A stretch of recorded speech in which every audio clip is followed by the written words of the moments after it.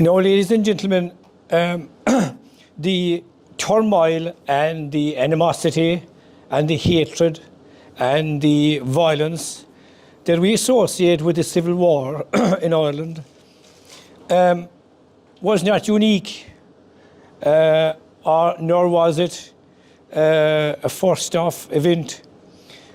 That tension within the nationalist movement goes way back to the beginning of the 19th century. And the tension was that there was two wings to it. There was the constitutional and there was the militant. And both were in competition and both were running parallel, and sometimes they clashed.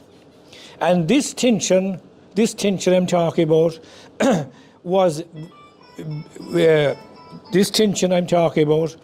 became very serious after 1910. Very serious, which we'll elaborate on later. So the propensity for disunity in the nationalist movement, as I said, goes way back. Now, it goes back actually to and I'll be brief in this, it goes back to the United Irishmen, who drew their inspiration both from the American War of Independence, their republicanism, from the American War of Independence, and from the French Revolution. But in particular, it was the Jacobin form of the French Revolution, that violent conspiratorial republicanism they inherited from that. And of course, the 1798 rising was a debacle, blood and fire and hangings. Then we come into a period of constitutional striving to restore the Patriot Parliament that was abolished in 1800 in the person of Daniel O'Connell. Daniel O'Connell had very little time for narrow nationalist republicanism. Daniel O'Connell, bit like Edmund Burke, Daniel O'Connell was a highly civilized political philosopher, even by today's standards. He wanted the restoration of the Patriot Parliament and to reform that Parliament to a kind of a liberal democracy insofar as the franchise at the time would allow. He was a student in Paris during the 1789 revolution, and he indeed witnessed the handiwork of Madame de Guillotine. So from that he had a horror of violence. He was totally abhorrent. He found any anti-Semitism totally abhorrent. He highlighted women's rights and liberal democracy insofar as he could be doing at the time. And he also was anti-slavery, which was unheard of at the time. Slavery at that time was regarded as moral and legal by both church and state. And indeed, it is still alive and well today. So you can see now the switch from the militant republicanism to the constitutional republicanism.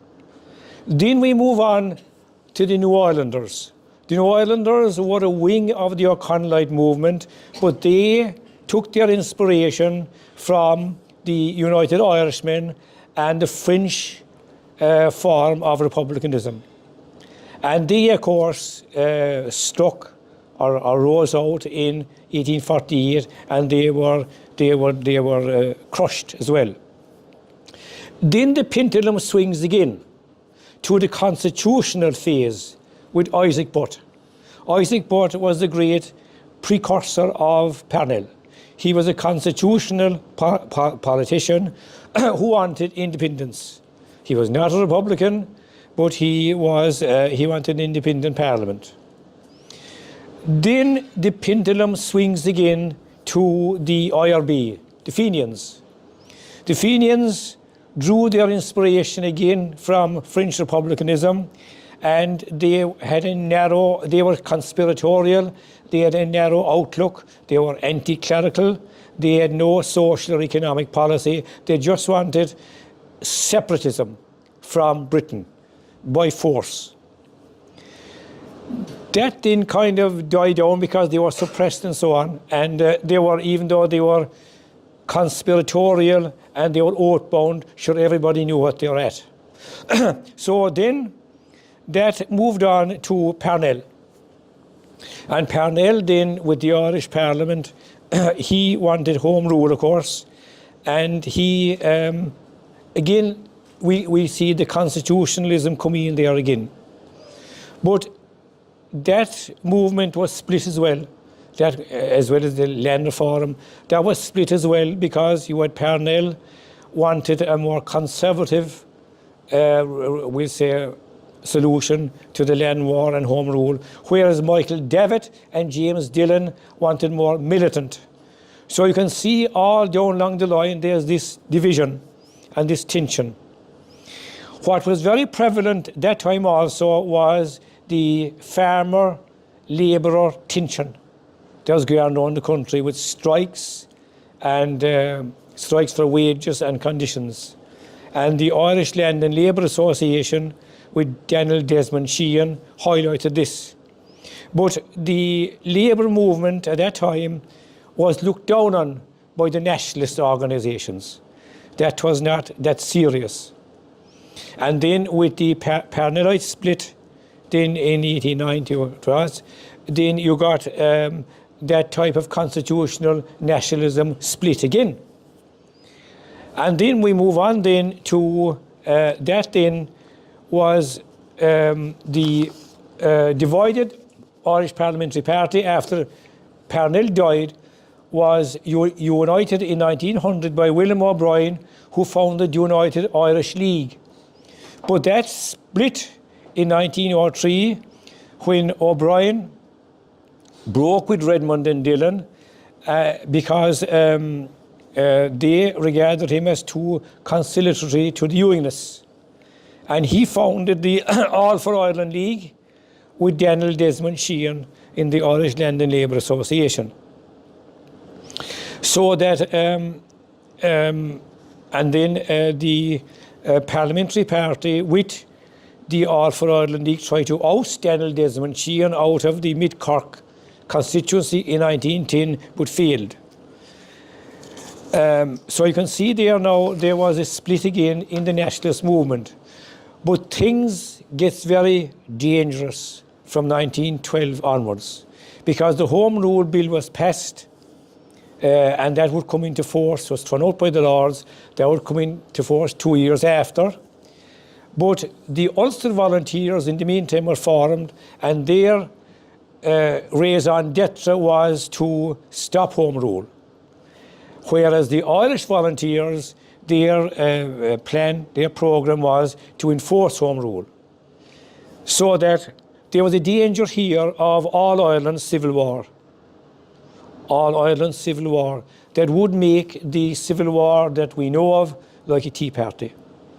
But that was avoided because of the assassination of Archduke Franz Ferdinand in Sarajevo, whereby what triggered off the First World War, so that Home Rule was shelved until the war would be over, the Great War would be over. So that saved the country from total and utter civil war, possible civil, counterfactually civil war. So, so therefore then you had the nationalist movement split, and you had the volunteers, the Ulster Volunteers, fighting to prevent or formed to prevent Home Rule, and the Irish Volunteers formed to enforce Home Rule. But the Irish Volunteers split then because Redmond was promised that if he fought for Britain in the war, he would be granted Home Rule. So the Irish Volunteers split into the National Volunteers, the bigger group under Redmond, who went out to fight the war, and the Irish volunteers, the smaller group who decided that they'd take their chances at home, and of course the IRB then were waiting in the long grass to take advantage of that. Now, we move on now swiftly to 1916.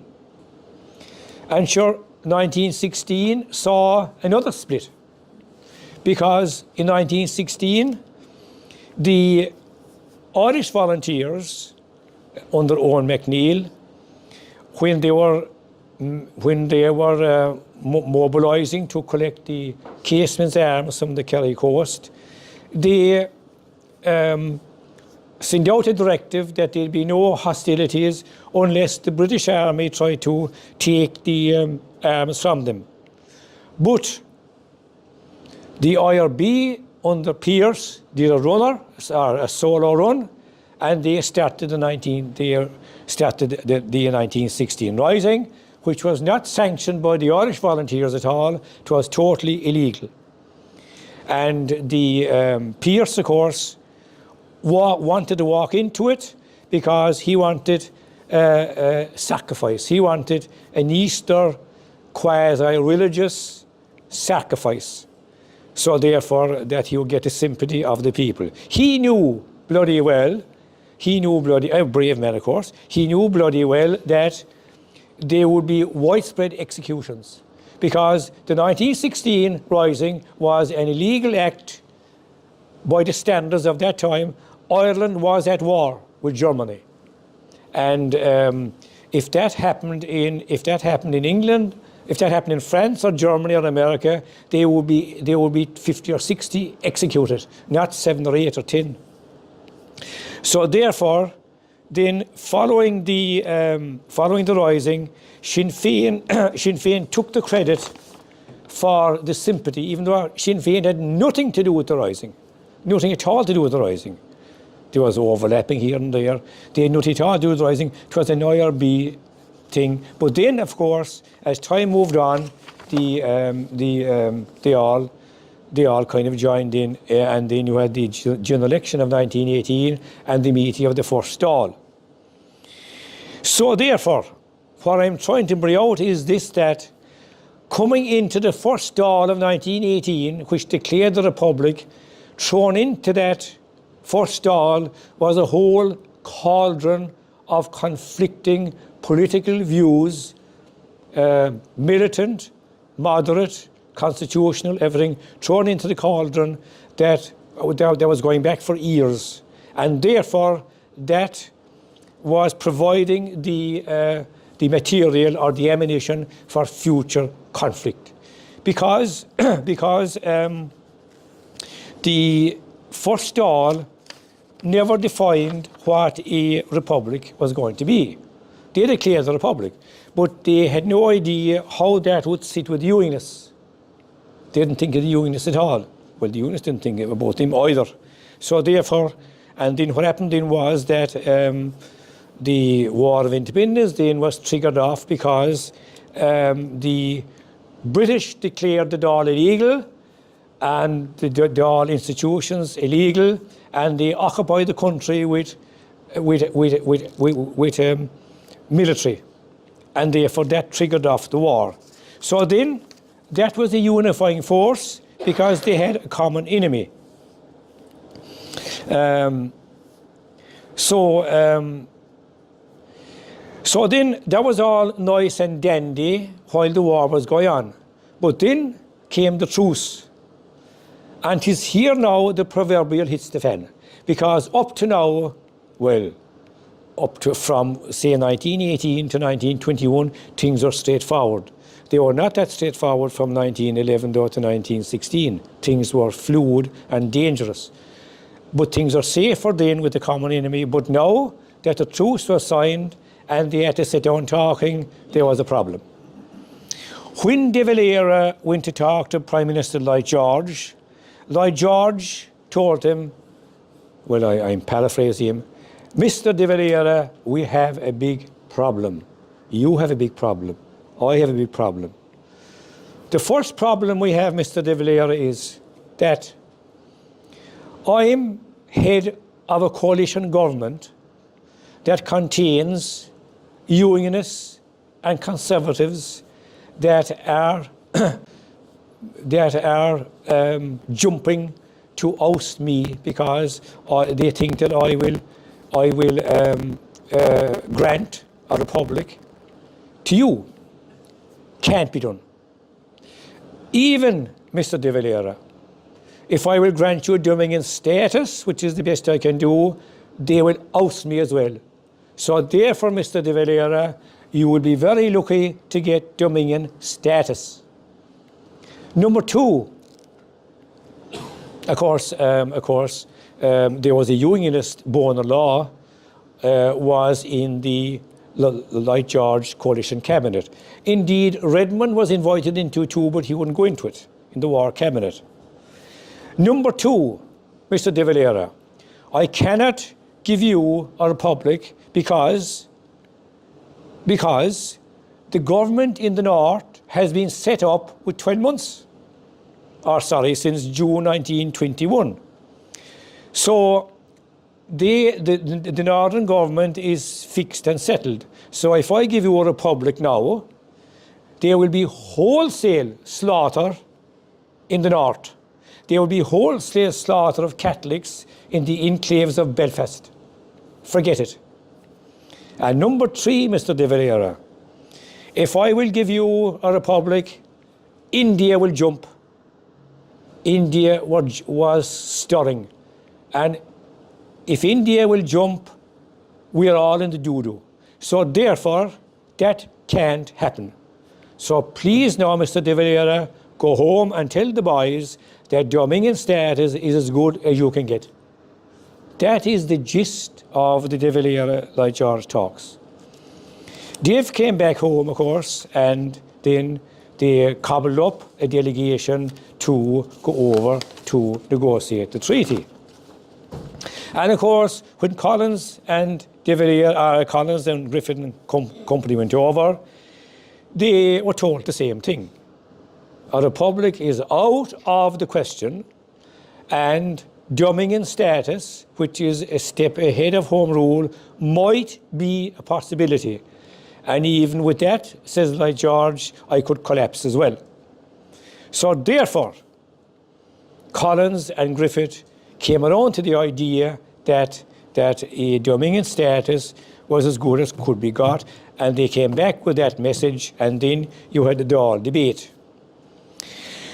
Now, the Dáil debate was bitter, it was acrimonious, etc., etc.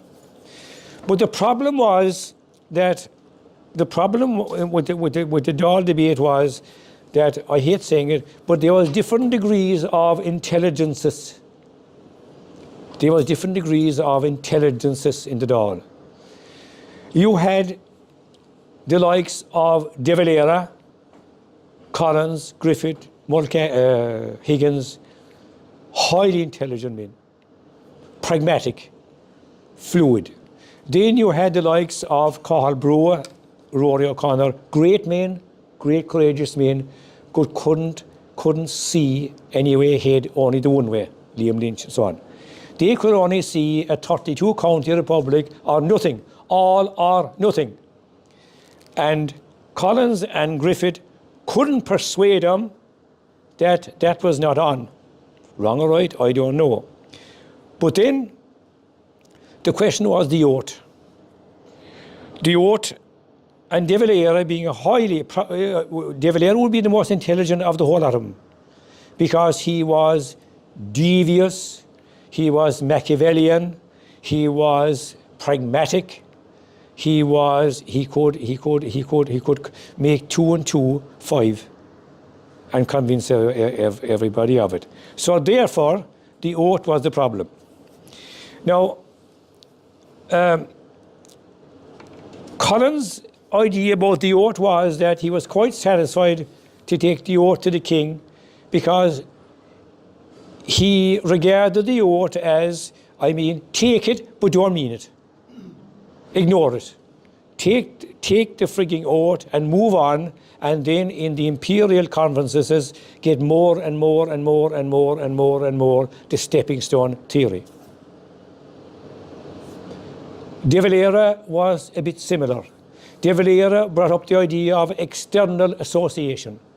External association was that we would recognise the King of Britain as head of the Commonwealth, but we wouldn't mean it at all, you know.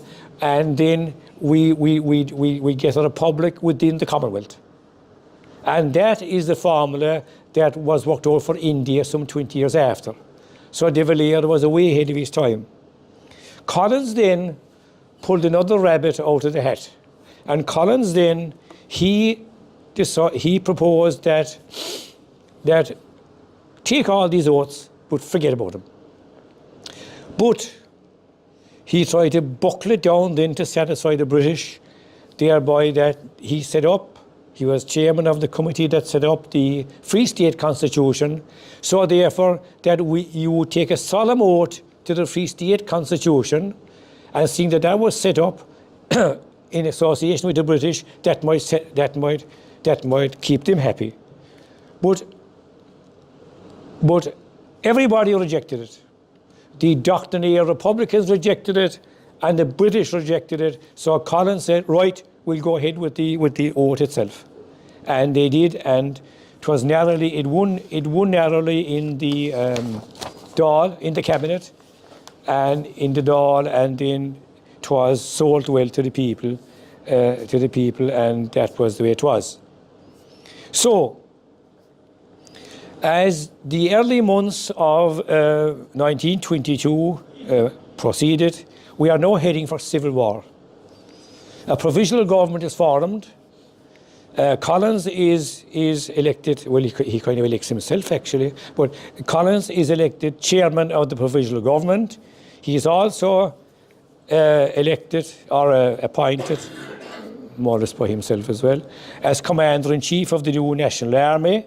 He is also Minister for Finance, he is also Minister for Education, and he is chairman also of the Constitutional Committee, the one we were talking about. So therefore, then, there was many moves made to bring all sides together in the spring of 1922, but that all failed. The four courts is occupied by some of the rebels, and then on top of that then the Churchill puts pressure on Collins to dislodge the four courts garrison and restore law and order, because if he didn't, Churchill would reoccupy the country.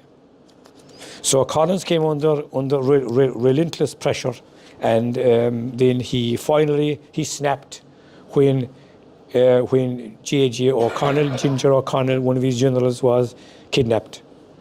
And then with the assassination of Field Marshal Sir Henry Wilson, and then the pressure came on Collins, and he finally snapped and he bombarded the four courts, and the Civil War started. Now, so then the National Army moved down through the country by land and sea, and it arrived into Cork City with the Republicans or the anti-treatyites retreating westward, and finally it arrived to Macroom in August the 18th. Now,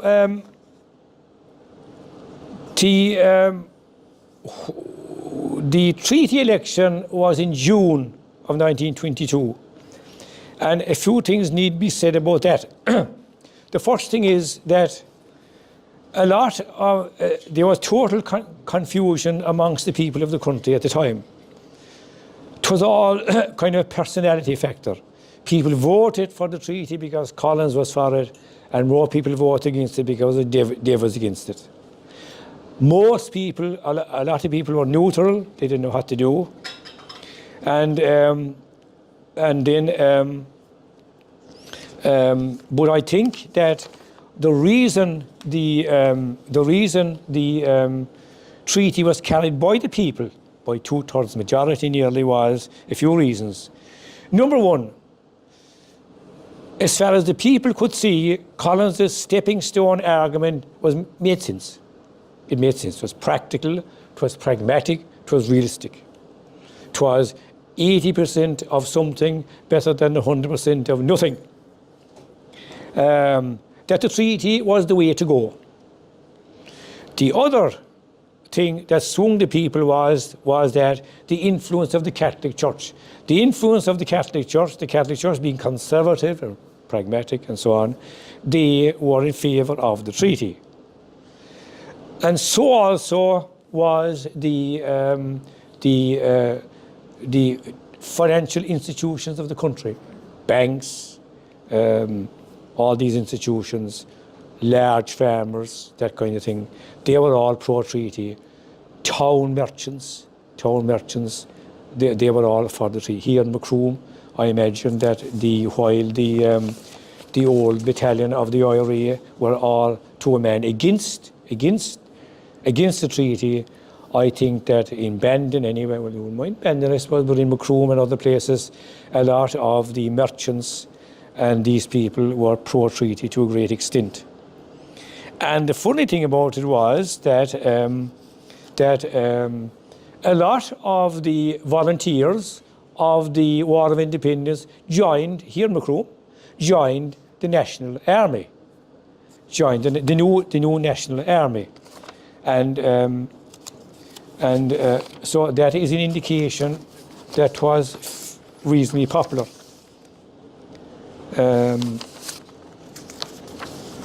Now,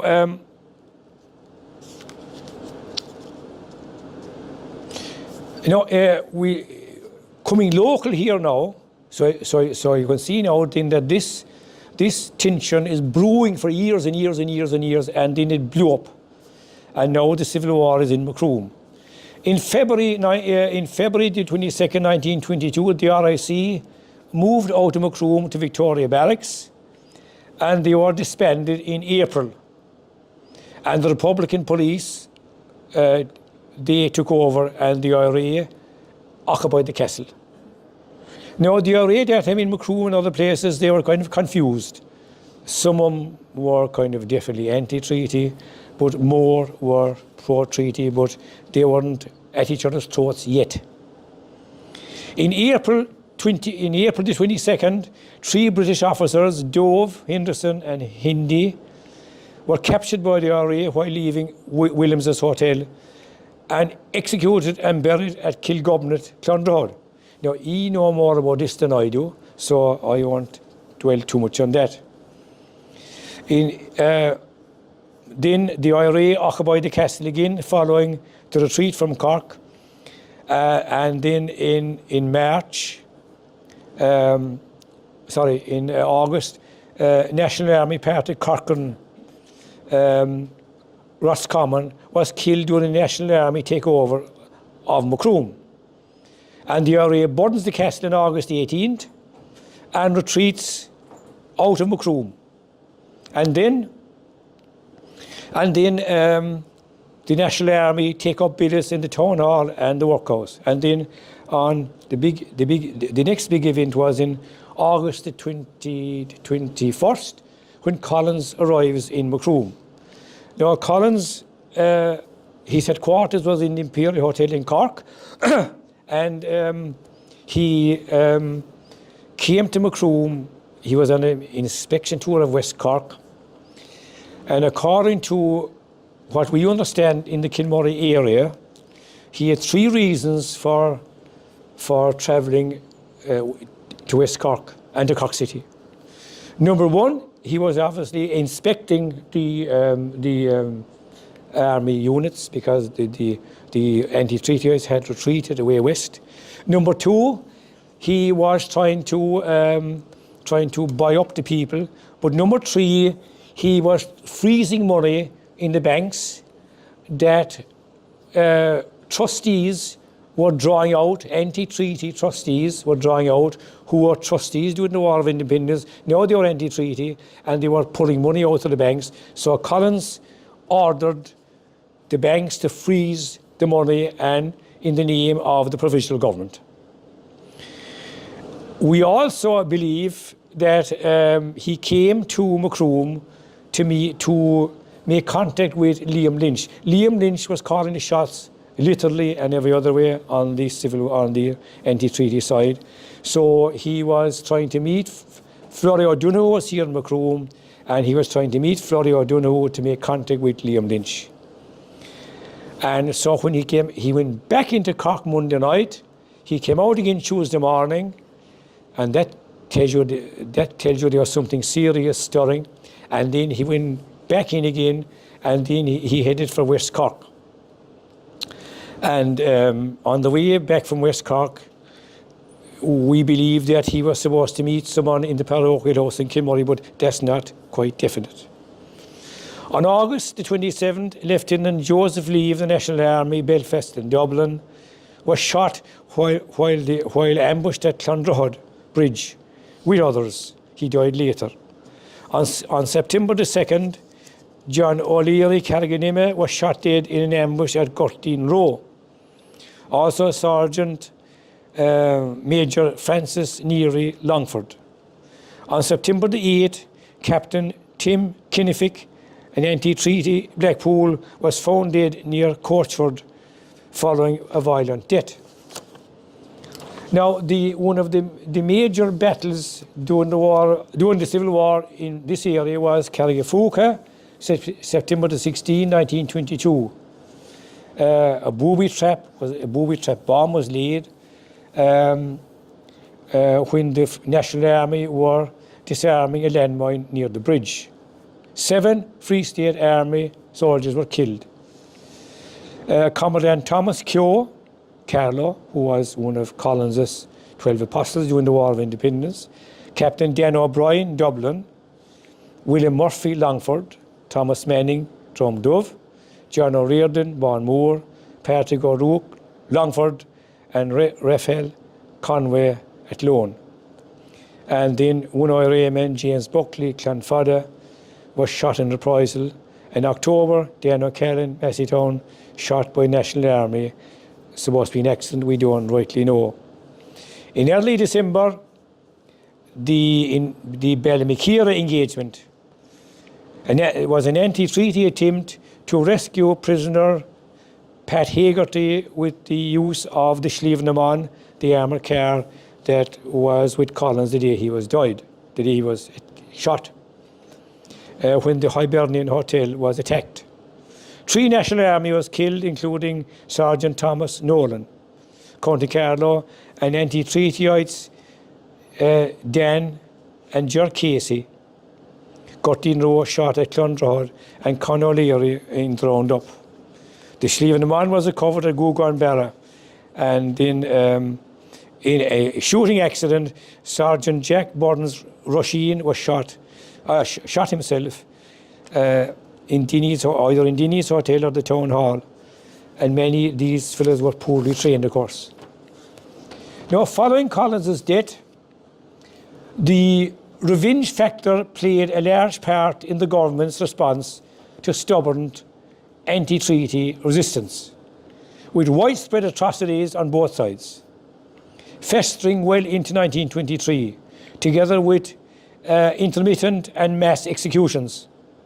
As the early months of 1923 proceeded, hostilities in the Macroom area spluttered to a halt with the killing of National Army soldier David Lehan, Slevin Lane, during an attack on Lee Barracks, and Michael Condon, National Army, was shot dead near his home at Coolcower on May the 20th. Though the Civil War had concluded by the summer of 1923, the festering bitterness had not, and this malady in the body politic lingered until quite recently. In conclusion, the contention that the historical cleavage that I was talking about in Irish nationalism that spilled over to the treaty debate and Civil War was indeed real. And furthermore, if the Great War that postponed the enactment of Home Rule in 1914 had never happened, we'd say the counterfactual, that enactment of Home Rule would indeed have caused serious armed conflict, with thousands of Ulster volunteers taking up arms to prevent it, with resultant sectarian violence and bloodshed in vulnerable Catholic enclaves, as well as violent confrontation with their southern counterparts along the Ulster border. Violence would also stalk the streets of the South, with military and police in dangerous clashes with IRB activists and some militant Irish volunteers, and the distinct possibility of regular Irish volunteer units dragged into the fray, satisfied only with a separatist republic. Add to this inevitable sectarian outrage in the South and the not so remote possibility of all Ireland insular civil war.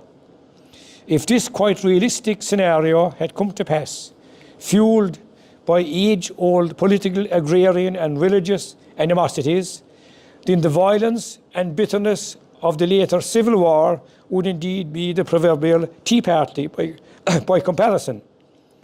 That this scenario did not come to pass, we can oddly enough thank the Serbian Gavrilo Princip, who assassinated the Austrian Archduke Franz Ferdinand in Sarajevo on June the 28th, 1914, where Home Rule failed quite accidentally to cause violent conflict in 1914, the Anglo-Irish Treaty did in 1922.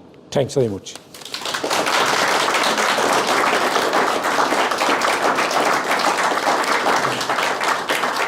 I have to apologise. I have a bit of a cold, but tis not the bug. I can assure you. So that so the theme of my talk was I didn't want to dwell too much on the micro details of the civil war in Macroom because you know more about that than I do. But just to mention the main events.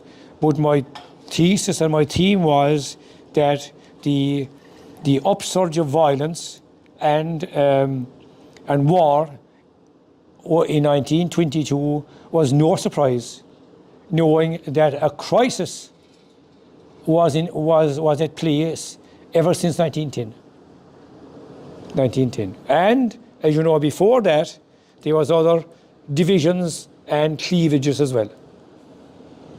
So I think that we shouldn't treat the civil war in isolation. Anybody has any questions? I think that's actually a very good point, actually, that most people look at the Civil War as from the war, from the treaty forward, rather than what you've done, which is looking from the treaty backwards, which needs to be more addressed, which I think is a lot, how why each crowd splits is a lot more to it than is generally in the general descriptive story. The other thing then is that, yes, quite right, and the other thing is that I think that there was a big lack of understanding, and a lack of appreciation and an underestimation of the Ulster Unionist resolve. That was completely under The Ulster Volunteers had up to 200,000 men, well armed by British Army, and if Collins and he contemplated going across the border, doing this, that and the other thing, they would have wiped him south across the border with his National Army. Thankfully that was avoided. And but a total lack of understanding of the Northern Resolve, and that is still there. Oh, yes. That is still there. It was never solved. It's just left there. Yeah. The other thing then was that that caused division, and you can see it in today's Examiner, a total lack of understanding by the Sinn Féin government and its successors, the Fine Gael and Fianna Fáil, of the Labour movement in Ireland. They ditched Connolly, they exiled, well, Connolly was dead anyway, they exiled Larkin out of San Francisco, some hole out there, for about 20 years, and Dave made a famous statement, Labour must wait. He made that famous statement, Labour must wait, and Labour is still waiting, and they'll be waiting forever now. They've basically destroyed themselves now. And they lost their base is gone. Like. It is, and they became a mudguard for the two nationalist parties over the past 100 years. Has anybody else a question? Jerry? I'm interested to know, there was the Home Rule Act of 1912 that was put into abeyance because of the First World War. Before, immediately after the war, that was not reactivated.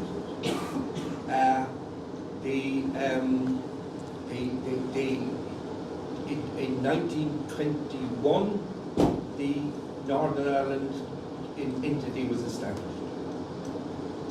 And what I'm wondering is, the ultimate settlement in the treaty, how did that compare with what was available from 1920? Yeah. First of all, I take a loose interpretation. What you said is correct. First of all, Lloyd George did actually honour Home Rule in a sense, because the 1920 Government of Ireland Act. The 1920 Government of Ireland Act set up the Northern Government and set up a parliament in Dublin, the Southern Irish Parliament. Sinn Féin didn't bother with it. So in a sense, Lloyd George did honour the Home Rule promise.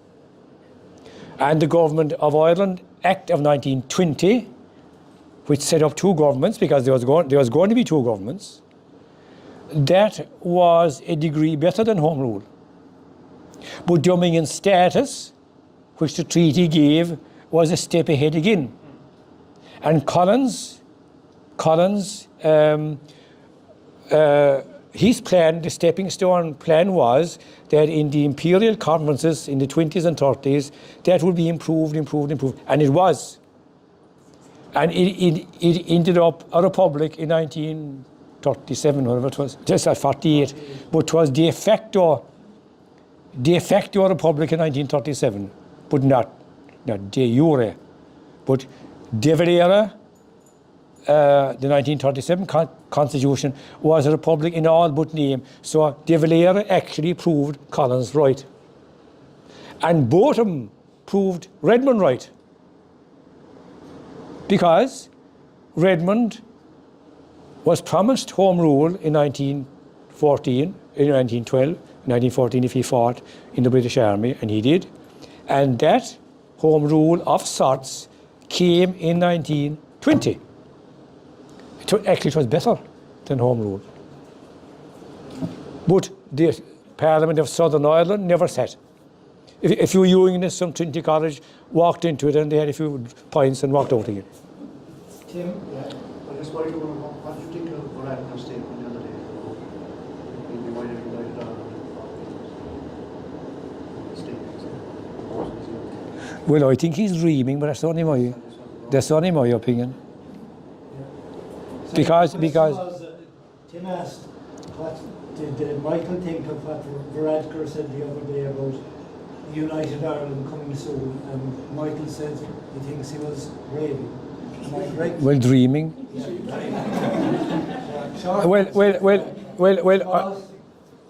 Well, the reason I say that, the reason I say that is this.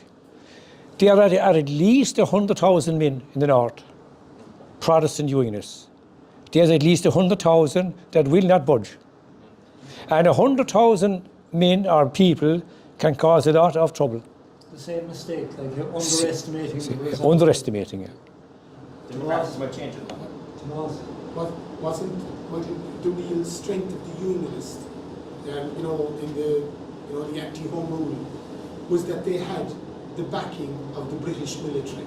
Do you remember the Curragh Mutiny? That's right. They wouldn't stand against them, and they, no matter what they did, and we've heard the stories about the differences between the reaction of the authorities to the landing of the arms at Larne, where they were waved through, and then you had the landing of the guns at Holt, far less, but met with a lot more. Like, the British military, really, the government of Britain, would you agree, were kind of almost sidetracked between the alliance, for want of a better word, between the British Army in Ireland and the Unionists, because the Unionists knew that if push came to shove, the Army wouldn't move against the Unionists. That's right, correct. That's totally correct, yeah. That's totally correct. Joe? What I've got to say was something that happened in Macroom in the Civil War years. And the two RIC sergeants that were based in Chile, one of them was Sergeant Monsell, and he was sergeant in charge at Macroom Castle at the time of the Black and Tans in 1920, and he was shot dead in August 1920, but he was succeeded by Sergeant Moore, and he was the last acting RIC sergeant of the village. And when the Civil War happened, he stood down and he and his family moved to Macroom. And after the Civil War, or during the Civil War, they were told that they'd get out, they'd be all shot. So the family moved from Macroom to Manchester. Poor man died very suddenly a year later, and the family had been in the school in Chile, so they lost a few children and they had a grave there. And the widow was left with her kids. Her eldest son got into Vickers in Manchester, was appointed to the University of Liverpool, and he was one of the team that went out on the Manhattan Project to develop the atomic bomb that dropped in Hiroshima. And he served the rest of his life teaching in Liverpool, and he was awarded the OBE. But this all arose from an incident in Macroom. They were told to get out, and the family still come back, and they're researching, I suppose, the centenary degree of the story. So I'd be obliged if we had any information about any of that happened here in this town. Going back to the, well, if we can't find that out, Joe, no one will. Going back to this gentleman here, further to your point, and you couldn't be more correct, is that the Northern Unionists and the British Army and the British establishment, as Lloyd George was saying where they go, they were all the same gene pool, without exception, every single one of them. And the Scottish regiments and the British regiments and the American president, Woodrow Wilson, whose parents came from the north, he wouldn't even entertain an Irish delegation at the Treaty of Versailles because he was a Unionist. So there was no budge there. But and then Collins actively was involved in trying to bring down the Stormont government, and by clandestine, IRB, conspiratorial, because he was president of them. Actually, sure, that was enough. But I'm telling you, if he went further with them tricks, he would get a bad fright. I'm sorry to say. What was the attitude of the main churches at the time during the Civil War and stuff? Did they just keep their head down? They didn't keep their head down. They were 103% pro-treaty. Yeah. Except the religious, Franciscans and a few of them, Capuchins, a few of them, but the secular clergy and the bishops were 103.5% pro-treaty. And did they voice that opinion? Pardon? Did they voice that opinion? Oh, they did. They exaltara at masses, time and time again. The parish priest of Kilmurray, Father Patrick Tracy, he was on it all the time. Do you know anything about the motivation of the Catholic Church? Because on one level they would have been anti-conspiracy because they wanted the heart and soul of the people, and organisations like the IRB, they were oath-bound to as well. They would have been set up as a thing. Professor Dermot Keogh died recently, and he opens one of his books on, he describes that the revolution in Ireland as being a conservative revolution, that a lot of the fine aspirations of the 1916 rising were lost, and Michael touched on it there already, the Labour aspect, like me and that, because Labour came very much secondary to the Catholic Church's agenda and the Conservatives' agenda in Ireland, and that was a huge problem. And that, in my opinion, whatever about the Civil War, I mean, it's a pity it happened, but the people who got control of Ireland, instead of having a new radical government that would tackle labour and education and land and all those issues, we were diverted into a Yeah. binary system like Yeah.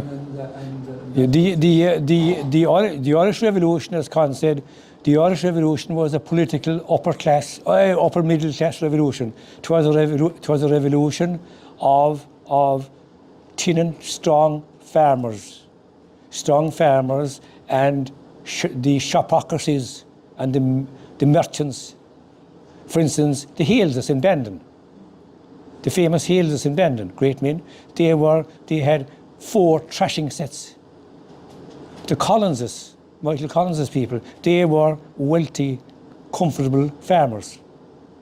And then in Dublin, they were nearly all poets, scholars. Whereas the ordinary working man, he was in them too, of course, but it was a middle class revolution. There was no, and then of course, that suited the church as well. The church wanted stability. They didn't want any socialism. They didn't want any of this Lacanite stuff. They didn't want any of this Connolly business. They wanted the strong farmer, the strong shopkeeper who produced the priests for the church and who formed the new society, the new Free State society that we have until recently. And let the rest immigrate, be damned. And that's what they did. There was an article in today's paper about the labour situation. Sorry, Michael, I was just going to ask there, it's only an observation really, I have no idea, but the local people here in Macroom, when all this was going on, did they just go about their normal lives, or did it affect them? Did they have to have curfews? Did they have, the ordinary regular people, did they take sides? Did they hide people? Because I think Macroom was largely pro-treaty. The leaders of the War of Independence were anti-treaty, but the people were pro-treaty in Macroom, I think, the majority of them. So they just went about their normal lives and just... I'd say they did. There wasn't much happening. There was no great turmoil in that sense. I mean, society was not rattled or anything. You know? sorry, as my understanding of the Civil War is that it was nearly over by Christmas, and that sort of thing. And it was only a couple of the diehards who kept it going for another bit. And David Era had been sidelined at that stage. It was down to guys like Liam Lynch. And I think it was when Liam Lynch was shot, but the die was well cast before that. And for example, in Macroom, the castle was burnt in August, and they fled back to the west. They went back to the mountains. So effectively, Macroom would have been in control. And I'm not aware of too many. There would have been a bit of sniping. I think there were shots fired into Evelyn's house and into Jack Cotter's, but they would have been rare incidents. So I would say life kind of went on as far as it went on. The other thing that I'm interested in is that were there any robberies in banks?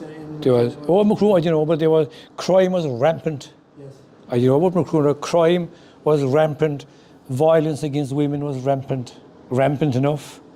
Law and order had broken down for many months. That happens in all revolutions, where law and order breaks down. The criminal element comes to the surface. Same in North of Ireland.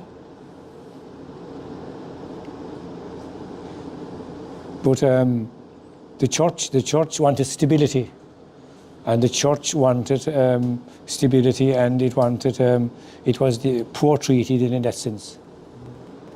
Michael, you mentioned that I think it was in August, but I have got my dates slightly. When did the RIC actually leave this area? They withdrew to the big Victoria Barracks. It is there, it is here. It was in... Very early before the government incident. So January or February, it was February 22. Early 22. And Yeah. what the Republican police were then established? No, they were there all the time. Well, at least but they had a kind of a formal standing now because there was no police. They had, but the Guard, the Chicana, or the Civic Guard were being. When did they come? Hadn't we talk about that here? They came in March, was it? I don't remember the date. I think it was 23. 23. They came to Macedon, will that do? But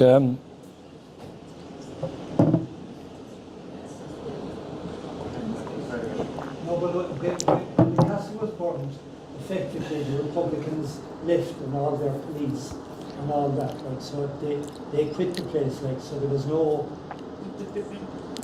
I would say the civil guards or whatever they were called, like, at that stage.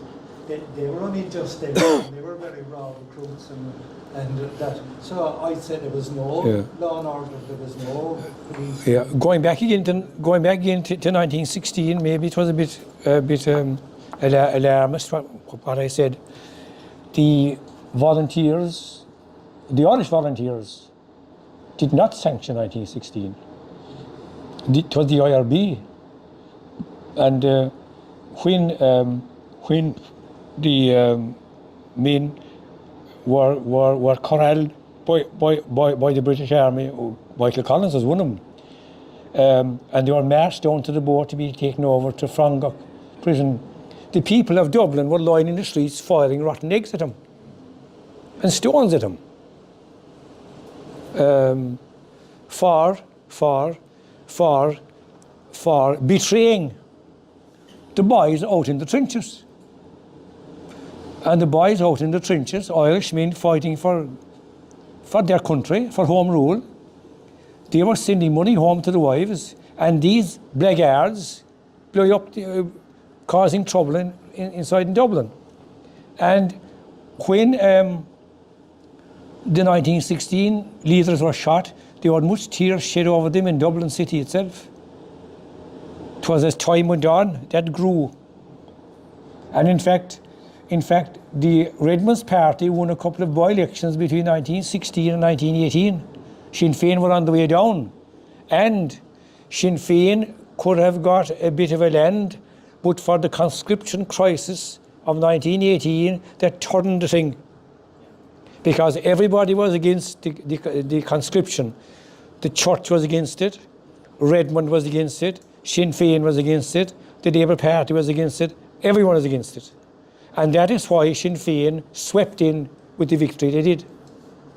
Do you know? The numbers went from one extreme to the other. Yeah. So if the 1916, if the British had a bit of cop on, we'll say, but then again, of course, we are thinking in today's terms, if they had a bit of cop on and didn't execute the men of 1916, 1916 might have been a footnote.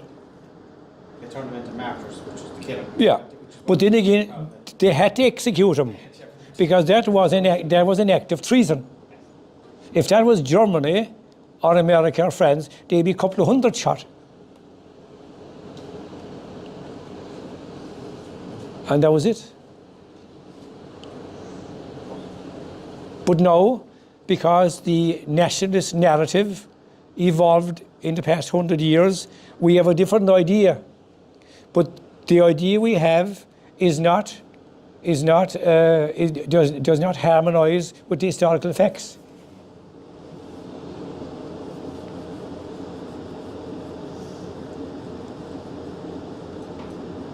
So that Lloyd George was not the ogre or the demon that we make him out to be. He had problems. And his coalition government did collapse not long after the treaty was signed. He was hanging on for dear life. He was. As it was. Like, He was. His numbers were going down every time. yeah. They were all conservatives and unionists. They were Scottish unionists. He was doomed. Pardon?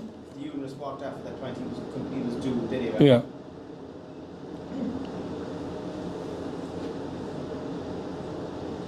One of the things that surprised me about the Civil War is that how poor a fight the Republicans put up. You know, that I know there was a huge lack of guns and bullets and money, and they didn't obviously have the support of the people, but they seemed to collapsed like a pack of cards, like really. But they hadn't the arms. The National Army were armed by the British. Yeah, but there was more to it than that. Like they were poorly managed, like too as well. Like Well, they were. and they didn't have the support of the people. But for a start, they weren't paid. Yeah.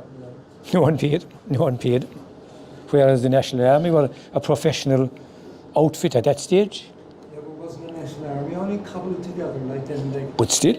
They had the guys like who were. Yes. But still, they had proper weapons by and large, and they had wages.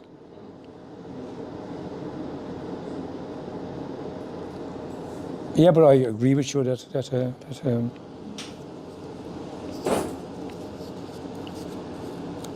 Right, any more questions or?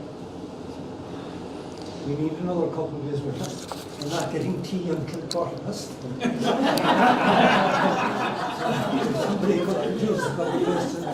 Sorry, can I just go back to the question about, in the Civil War, and I don't know, the myth about the war of independence is that all the kind of the local people and they all supported the rebels.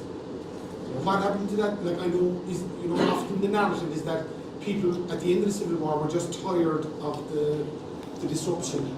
Was there, again going back to this question that this lady had, were people inconvenienced by the irregulars as they were known, calling they were. And was there a lot of, would there have been a certain amount of personal scores There was. settled as well? There was, of course. There was. Going back to the land war, that's what I said there. Going back to the land war, there was a land war in 1882, 1884. There was another land war in 1903, and the animosities came out in a rash. There was a famous incident out near me, a famous agrarian conflict out near me that was related back to the land war, and it then got jailed into the War of Independence. And there was the animosities, and the burning of the big houses, that was going back to that time too.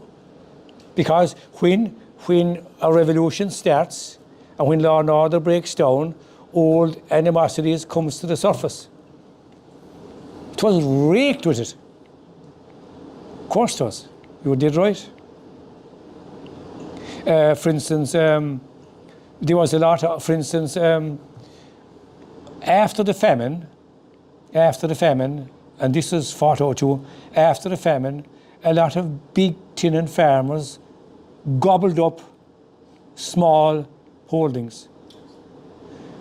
The big tenant farmer went to the landlord was cut for money, and he said, I'll pay you higher rent there for them three or four farmers over there and evict them. And he did. How is it that if you go through the country, not we won't be naming anyone, how is it when you go to the country, every viable farm is about 100 acres? How is that? About 80 to 100, 120, on average. No, extra land was bought, but going back as far as we can think, about 100 acres. Why is that? Because there was land consolidation after the famine. These small farmers and labourers were go away. So that the new, as Professor Joly called them, post-famine men.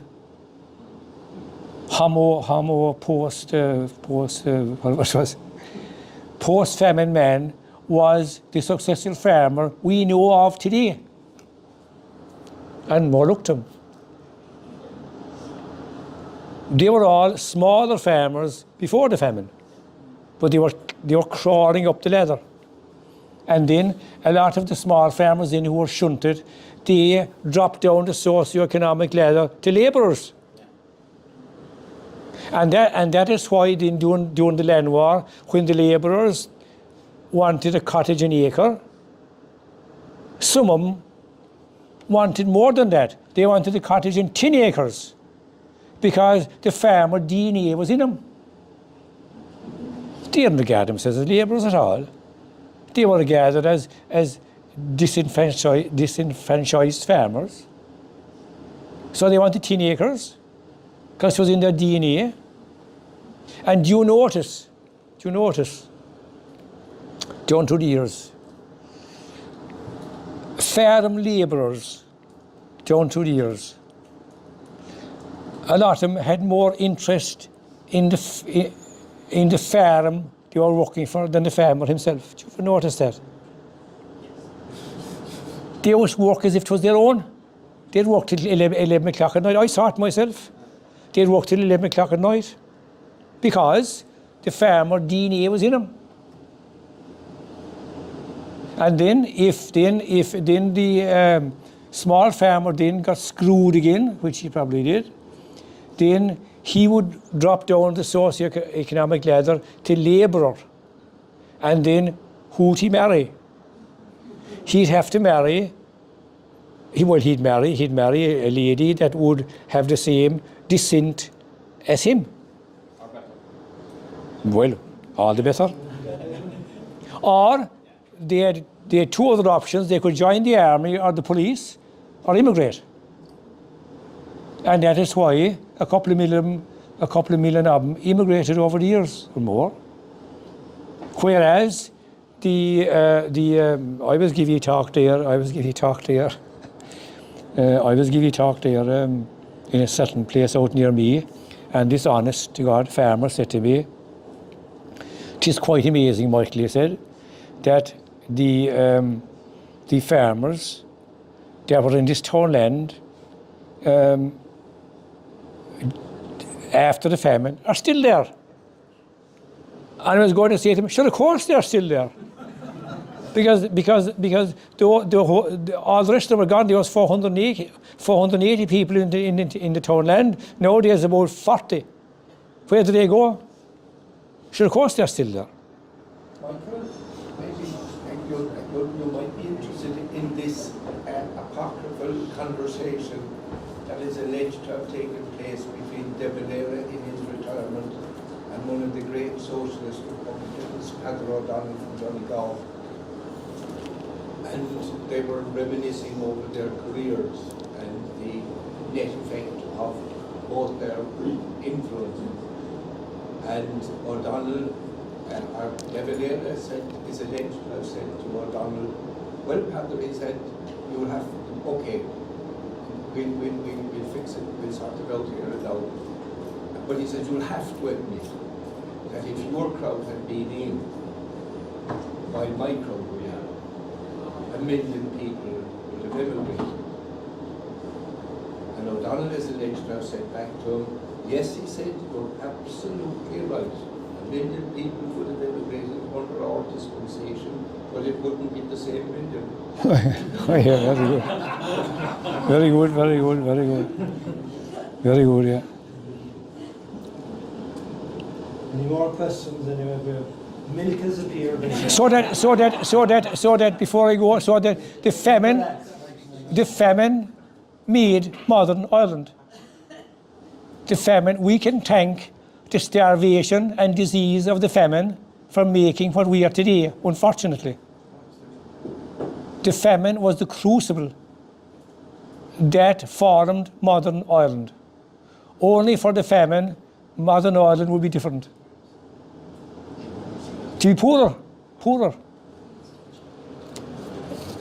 we getting away from modern Ireland now? Pardon? Are we getting away from modern Ireland now with all the European involvement? Are we getting Away from modern Ireland, the old modern Ireland? Thing is we're being moved by Brussels now.